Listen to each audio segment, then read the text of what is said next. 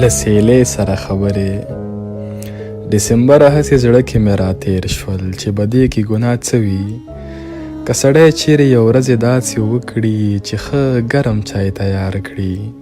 او د ورین تندي خواږه پکې ورزیات کړي یو پیاله په خپله واخلي او مېرمنې ته دویمه پیاله ورکړي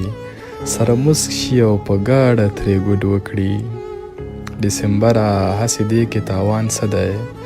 که دا ستا د سیلۍ شپو کې یو سړی په نیمه شپه له خوبه پاسي او په خپلې ژوند شریک یې غورځېدلی کمپل سم کړي ډسمبره چې به دې کې تاوان څه وي که مېرمن زکام وهلې ټوله شپه تبې نیولې سترګې ډکې له اوښکو ټوله درد ټوله زګیروی وي خو خاوند یې ورته ګرم سوپ تیار کړي په خپل لاس باندې ورکړي په تندي باندې ښکل کړي ورته ورو په غوږ کې وایي خدای دې جوړه کړه ګلابې ډسمبره عجیبه یې ډسمبره عجیبه یې که ته نه وی د چا یاد هم ښایي نه وی داسې څوک چې د سیلۍ په اوږدو شپو کې بخارۍ کړي درته بله د خوږو کیسو بنډار در سره وکړي یا یو زوړ فلم شریک در سره ګوري بخارۍ کې د لرګیو ټسار خیجي له کړکۍ د باران غږ در سره واوري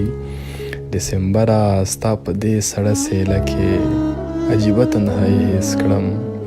چې ساړه مې پسې واخلي او منګولې مې کنګل شي د یو چا تاوده لاسونه را په یاد شي ډسمبره ستا په دې سړه سیله کې عجیبه تنهایي حس کړم چې ساړه مې پسې واخلي او منګولې مې کنګل شي د یو چا تاوده لاسونه را په یاد شي چې لاسونو کې لاسونه تودوی شي ډسمبره خیال پلوه خو به نه یم ډسمبره خیال پلوه خو به نه یم هسې زړه کې مې راتېر شول چې به دې کې تاوان څه وي که یو چا په دې سیله کې د کیسو یو څوک لرلی که یو چا په دې سیله کې د کیسو یو څوک لرلی